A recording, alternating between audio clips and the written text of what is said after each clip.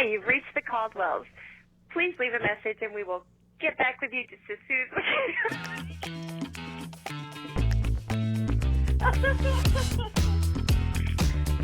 as Welcome to the RV Work-Life Balance Podcast with your traveling nomadic hosts, Sherri and Russ Caldwell. Hey, that's us. We're living the dream, working from home, baby. No matter where home is. And you can too. Hey, thanks for joining us again on this wild RV adventure. Woohoo! Woohoo! I'm just going to start with cheers. Cheers, everybody. Cheers. All right. So, where are we today? Today, we are at the KOA Journey at Devil's Tower in Wyoming. Devil's Tower. Yeah. I love it. It's the Devil's Tower Black Hills KOA Journey. It's nice. Yeah. It's extremely nice. It's beautiful. You know, and we're literally at the foot of Devil's Tower. And it wasn't until we've seen it twice now while we're here, the movie, Close Encounters of the Third Kind, to realize that where the army base that was set up, that is the KOA, which is so cool. It's just amazing. And we're here for how long? We are here for 10 days, baby.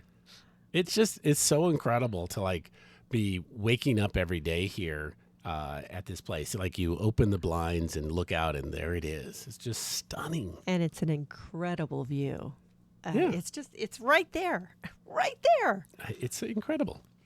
Now, this has been on your bucket list, Russ, for a long time. Yeah, I complained about it on a previous podcast where we had gone out in our first season and, we were hitting a lot of places. And in fact, it was on our inaugural vision. Yeah, so we didn't have a towed. Back. That's right. We didn't have a car towing on our very first time. And that's nerve-wracking if something goes wrong. But normally you'd park the rig somewhere and then take your towed somewhere. And we didn't have that at the time. And so we pulled off at an exit that said, this way to Devil's Tower. And we were brand new to everything. We were. And I'd never been there before. And it was like, oh, I'm so excited to go there. And that was 2 or 3 years ago. Yep. And here we are. And it has not disappointed at all. It is delivered in every dimension. It's been amazing. So it's working out for you. It's okay. I guess it's just okay. Yeah. It's awesome. Is it everything you'd hoped for? Yeah. And then when we got here, they play Close Encounters every single night at 8 o'clock. Here at the campground. And they play it on a screen where the tower is behind the screen. So you're sitting there watching the movie with the tower in the background. It's just really cool. And a little meadow behind the camp store and cafe. And I couldn't get enough. And we watched it again. What is it? Last night. 2 times. Yeah, last night. So it's a lot of fun because you're actually in the movie at that point because where some of the movie takes place is right here where the campground is now. So cool. It's been great. What else do you like? So because it's so beautiful here, it has been fun. I'm not really a huge hiker kind of thing. I like to say I'm a hiker, but when it gets down to it, I'm not really a big hiker. But we go out and the hiking's really cool here because there's 2 levels. There's like my level and then there's like more advanced. And there's neither one of them is complicated. But what's cool is there's the plain hiking thing, which they should just say walk. It's not even a hike. Yeah, it's around the tower. Path. It's the fact that it's paved with benches and little signs that tell you about stuff. But you go all the way around the tower, which is so cool. Yeah.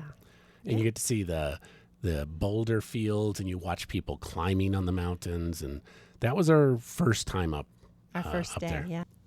And then we actually found a really cool way to get great shots of the tower, right? Well, there was a dirt road that we just caught. Right, one of those hidden surprises. Although, it was the unpaved road to the Joyner Ridge Trailhead, which is on the other left side of the while you're going tower. up. And it's very nondescript. Yeah, there's a little sign there. Yeah, and most people wouldn't go there, but we're saying go there. Yes. It looks like a single lane dirt road. Yep. So make sure you're prepared. But you get the best photography from there. The shots. Best views. It was beautiful. And there's there's a camp or something up there The too. lodge. The lodge. Yeah. Yeah, it's kind of cool. But go there if you want some fantastic shots. Not that the tower looks great everywhere, but the shots that look amazing are up that dirt road looking backwards. It's incredible. Yeah. There's 2 dead-end little roads up there, one to that lodge and one that just ends in a chain link fence. A little spooky, but yeah. Great shots. Definitely Go. worth going up Take that turn. It's worth it. Yeah, and so we've been able to explore and have a great time. And there's been some other activities and things. Well, that was, the part we didn't know about was until we talked to our next door neighbors that are here. We've actually had a lot of neighbors because we're here for 10 days. Everyone here is like 1 or 2 days.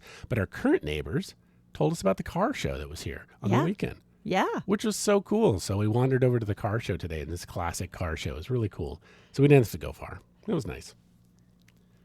And then the other thing that's really cool is the night sky here is amazing. And when you have the tower and the night sky, it is amazing. So seeing the stars. Yeah. And they have you said they have special events to teach you how to do star photography and right? Yeah. Actually, we were going to go up after dark tonight. They do have astrophotography classes up at the campground with the view, and then they have telescopes set up. So will that work with my iPhone? Check things out. I don't really have a real camera. I don't know. You'll have to give it a shot. Okay. We'll see if I can do that. So anyway, Devil's Tower, if you all don't know, was the very first designated national monument in 1906 by President Theodore Roosevelt using the Antiquities Act. So long before that, Devil's Tower, it was known as Bear's Lodge and many versions of that. But it has been a sacred place for thousands of years for Native Americans. And they still, to this day, celebrate in this area. They have, myths and ceremonies. And when you go up and walk through and around the tower, you don't really walk through it. But when you walk around the tower, there's these rags and fabric and bundles and things tied into the trees. And it turns out they're prayer bundles. And like I said, it's a sacred space, and there's signs explaining the prayer bundles. They're all over the place, and you don't touch them. You're not supposed to photograph them either. I did not. I didn't know that. And you know what's really interesting is how different this is to, say, the last park we just visited. And actually, that was a national park. This is a national monument. Right, and that's a difference. Yeah, and that makes it different. And wasn't Yellowstone the first national park? It was. And this is the first national monument. Yeah. Very cool. And they are different classifications. So that explains why the Devil's Tower monument and the surrounding area, it's actually very small. It is. There's one entrance in and out, very limited parking. And I discovered this. Usually that's not an issue because we tend to go later in the afternoons and in the evenings, our sunset adventures and all that. But I went up during the day for a ranger program about the history. They didn't have a trolley for her to hit this time, so it was the ranger program this time. I went to the ranger program, 1:30 in the afternoon. So I went up, and it was interesting because there was traffic and a long line and a wait to get up to that parking area. It's very busy between the hours of 10 a.m. and 3 p.m. And, we're not really morning people, so. We are for work. We're not really for. Oh, right. For getting out. Yeah, because we get up during the week so early. But, 1:30 in the afternoon. It's very hot. It was crowded. There's lots of people and kids, which is great. Yeah. Interesting, too, although there is some good hiking up on Devil's Tower, there are no dogs allowed, which is a good thing because the path is skinny and pretty small. Lots going on up there. So when I came back out, there was a long line at the exit because this is one of the unusual places where you pay as you exit. So none of that was a problem. We can go in and out as many times as we want. The entrance to the national park is just right there. We could walk. And we have the America the Beautiful Pass, which is the national parks pass. So we just go in and out as often as we want. Yeah. So, and it is amazing that you're right. The KOA we're at is literally right at the gate. Like, that is where it's at. And so when we watched the movie, we're like, that's the gate. Oh, my goodness. They're standing there with helicopters. That's where our camper is right now. So it's really cool. Yeah. And that movie was 1977. So we were trying to do the math last night. That's crazy. like 40. You gotta rub your mouth over your mouth or your hand over your mouth when you say that many days, that many years. A long time. But the movie's held up, and it's an exciting thing, and to the fact that they play the movie every night, meaning people want to see that because it's a classic. It's really cool. Yeah, especially when you're right here. When you're here every day, you walk out, you look at it like, wow, we're still here. Waiting for the aliens. Yeah. So this is a good setup where we're at. Thank you for teeing that up. But what's the topic for today? Well, it kind of brings up one of those frequently asked questions of how you balance full-time work and play at a place like this. Because there's so much to do. Yeah, that is the difficult thing because, it's hard to not get excited when to run out of the RV every day and go do something. Yeah. But what's cool is part of the thing we do is we're here. It's almost like a curse and an advantage where because we're working, we have to stay for a certain amount of time, So we see a lot of rigs come and go. People come in for one night or one day, they go do other stuff, and then they leave. We're here for at least a week, typically. And this time you've got to set up. Good job on that. You got to set up for 10 days. And so it's 2 weekends. It's great. So the secret is this work and balancing work and life is nice because we can do the work. And if the weather's not great, we had one night where it was rainy. Yeah. That's okay. We got to do work that night. And the next day was gorgeous. Yeah. So we're able to balance it that way where it doesn't feel like we have to pack in everything into one day. We're here. We're actually kind of enjoying the whole experience. As you said, we're living here, not just visiting. Right. We don't have to pack it all in. It was funny when we met the neighbors next door. And that's unusual. They're actually staying for a few days as well. And usually all week, and usually where we are, it's people coming in and going out the next day. But we went over and met them. They have this adorable puppy. So we were talking to them, and we said, oh, yeah, we work from the rig, and we don't come out much during the day. And they said, oh, yeah, those people next to us, they don't come out at all. And we went, wait, that's us. We're those people. We just came walking up from the other direction. So they didn't realize we were those people. So it was funny. And we had to explain our situation that we work. Yeah. But and you're right. That was the part that hit me. Like, I remember it was the second or third day when I said, we're actually living here, not visiting. And when you're here for a long enough time, people come and go, but we're still here every day. Yeah. And it feels like this is your yard and this is your view and everything because you become the stable vehicle here. And then, a week later we leave. But we're living here. And we still have to take care of laundry on the weekend because I can't do it when you're working.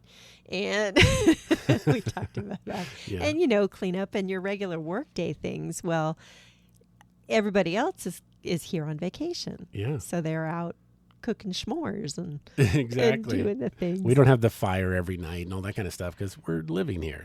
And we are not complaining. No. At all. This is cool. We could be downtown Seattle, baby. It's a neat experience that when you live next to Devil's Tower or near Yellowstone or something, it's just, it's just finally sometimes hits me of like, why does this feel different than what I think everyone else is having going on around them? So it's been really cool.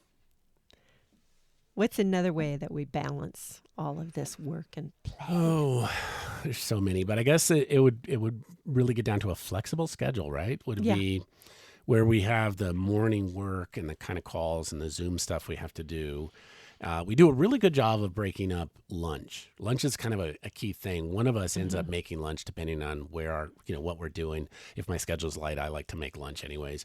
And I get creative, let's just say, with what's in the fridge. But, and then we sit in our cafe and enjoy that.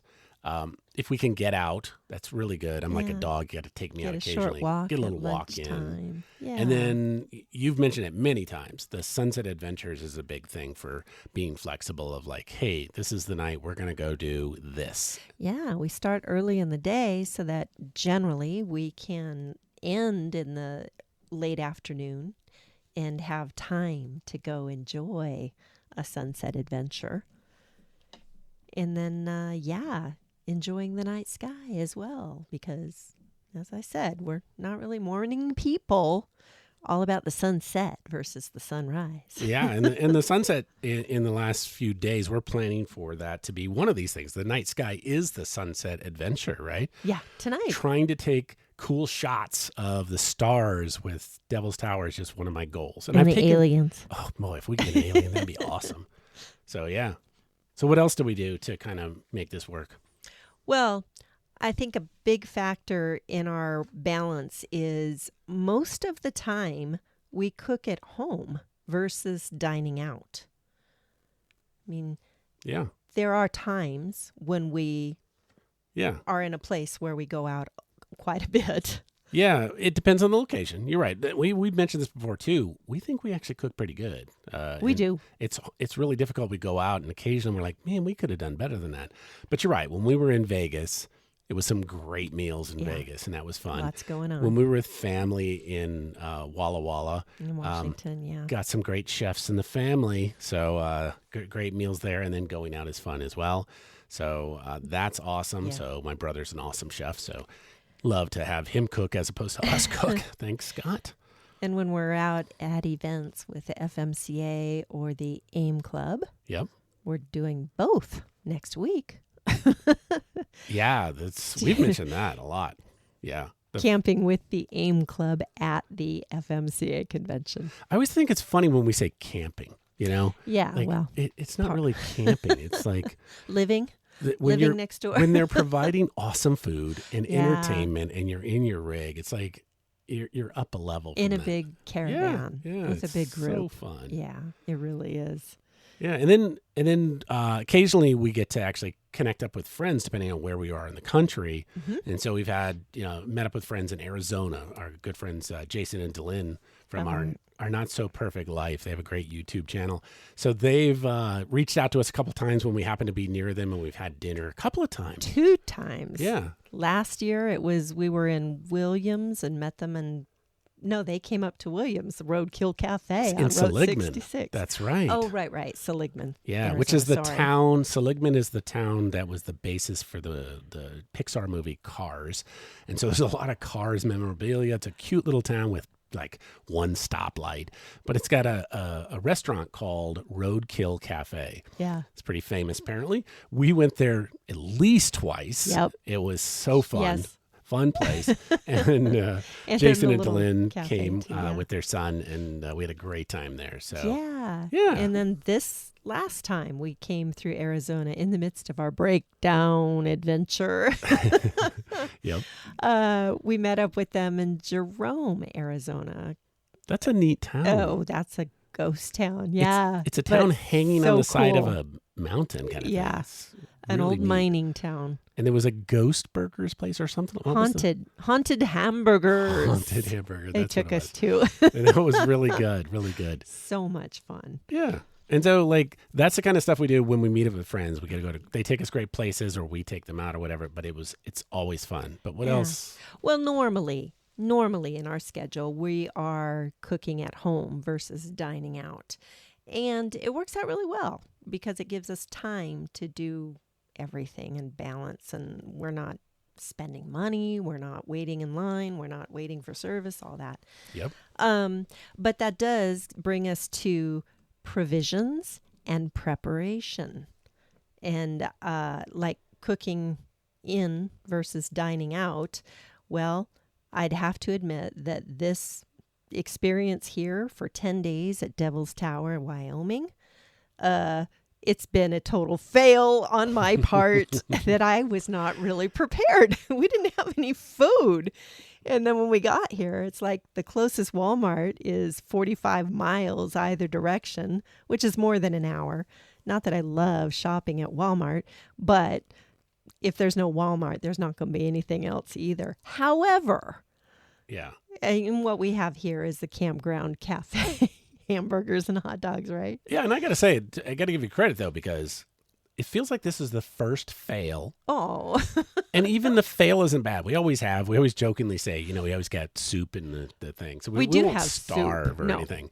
So, and we always have tons of coffee and cream. So we would survive on coffee. No worries there. But the fail wasn't too bad. But it was strange because, normally we're near something. Right. And if you're coming to Devil's Tower, bring provisions. So heads Provision up. But I did ask at the office about a grocery store, and the lady tells me about, there's a corner market in Hewlett, which is about 15 minutes up the road. It ain't no Albertsons.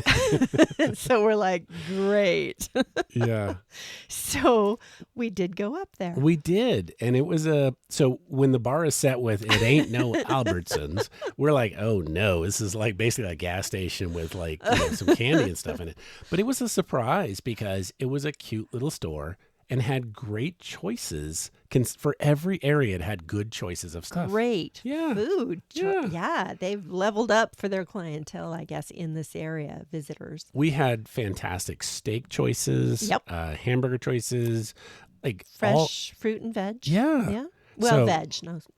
No. we didn't get too much fruit. There was fruit. We didn't get, but it was everything was in top notch shape. It was a small little shop, but it was good stuff. We were right? able to find enough to survive on for We 10 were- days. Both kind of shocked and surprised and so happy leaving there because we thought we were going to just get some, leftover dry goods that we we're going to have to put water in and Some mix it into deep a gruel. frozen hot dogs. Yeah. But no, it was good stuff because the alternative is they have a little store here where you can get some Little cafe. hot dogs and a Yeah. hamburger, and that's about it kind Yeah. of thing. So we did great at that little store, though. Yeah. It was good. And we just find when we're cooking at home or grilling out on the black stone, it's a healthier lifestyle and it saves time for exploring. Yeah, and that's a big thing for us because, like, one, we do like the food we make. We do a great job on that. But it does provide more time because we're basically going to just close up shop here and just head out to something if we want to, like hiking or exploring or just walking around the campground sometimes. So that's really nice. And we've said before how important it is to get out and walk, hike, do something. In fact, we came from Cody, Wyoming with some back issues. Russ has worried me this week a bit. Yeah, I didn't take good care of my back recently. But it was partly because there was a lot of work going on and I couldn't get out as much. But the bigger problem was the last park we were at in Cody didn't have a great walking area. Yeah. Usually we're in a very Trout big farm. park and you can just walk for miles, even if you're going back and forth. But this one was not, it was near a busy freeway, so you didn't want to go near that. And so that caused me to not spend a lot of time walking. Even when we went up to Yellowstone on the Sunday, which was our anniversary, we didn't really have a chance to get out and walk or hike too much because it was really quite rainy and wet. So it ended up being more of a driving tour with Gypsy Guide, or the Guide Along app that we've talked about before. And we'll put the link in the show notes, right? Exactly. So we just didn't have a lot of chances to walk around. Yeah. And, we were in Cody. Exactly. Plus, we had the big dinner and the rodeo. It was fun exploring awesome. Cody, but Yeah. it wasn't hiking. Yeah, we sat for dinner. We sat for the rodeo, right? We weren't walking, but it was amazing, but it didn't help my back. Yeah.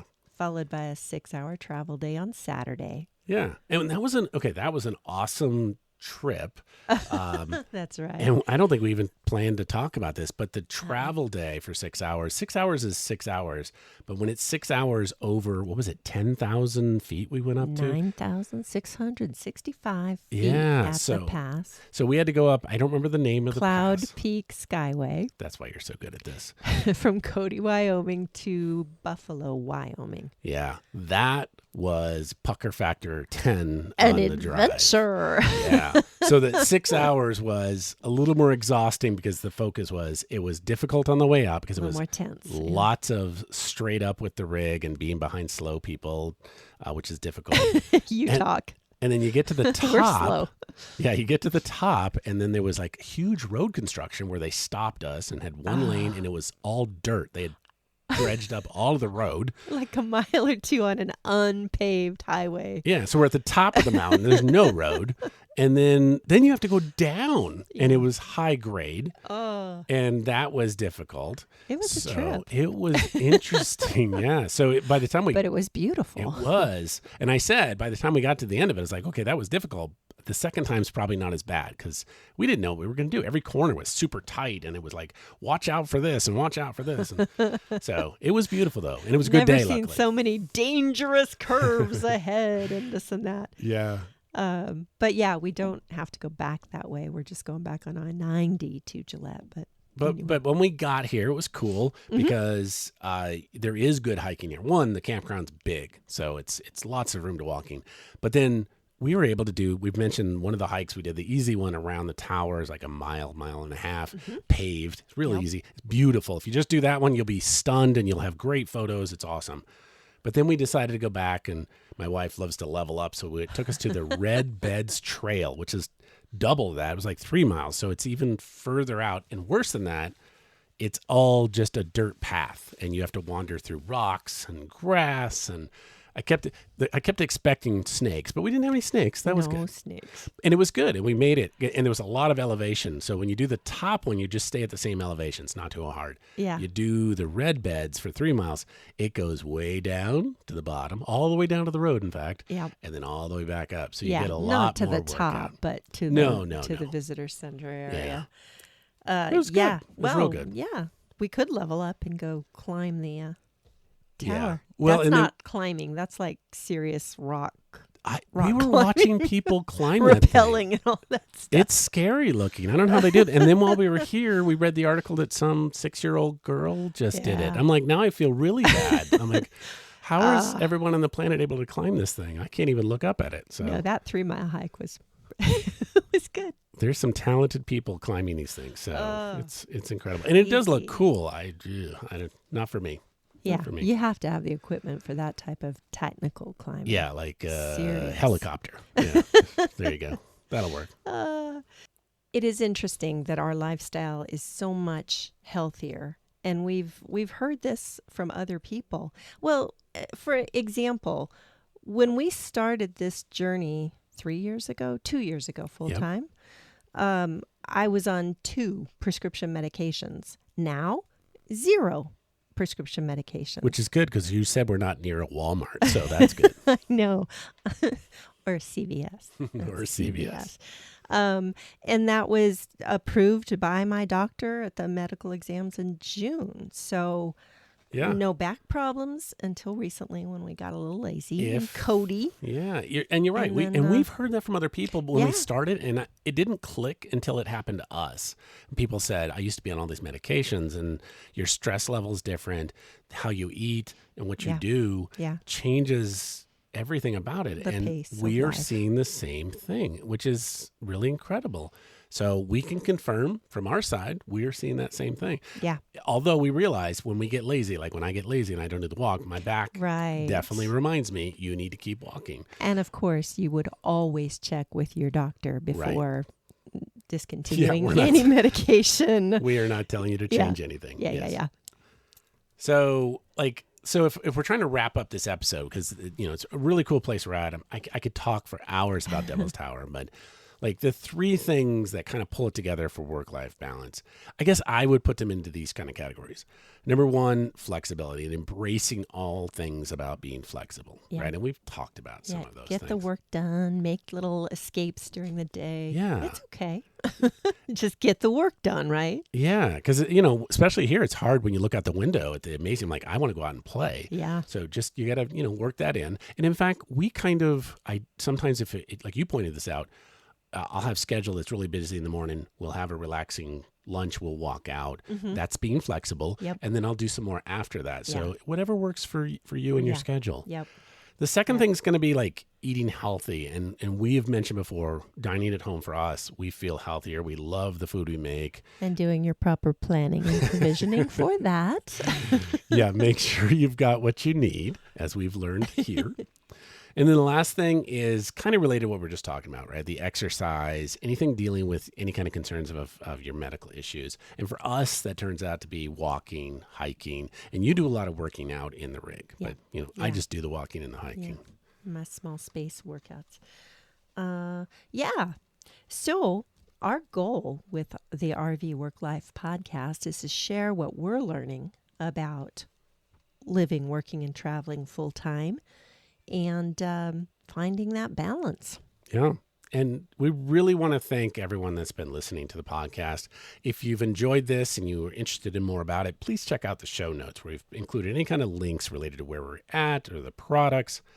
And if you're new here, please subscribe in whatever podcast app you listen to us on. Subscribe there. We want to make sure that we get a chance to share with what we're doing, and we definitely want to hear from you. So thank you very much. And to our existing subscribers, we love you guys. Thank you so much for following our journey and being on the road with us. And like Russ was saying, please be in touch. We'll put it in the show notes. A great way to be in touch is through email or on the Facebook page. And, I guess the most important thing is make your escape and get out here. Yeah, so are you ready? I'm ready. Let's go. Let's get out there. Bye. Bye. Thanks, everyone.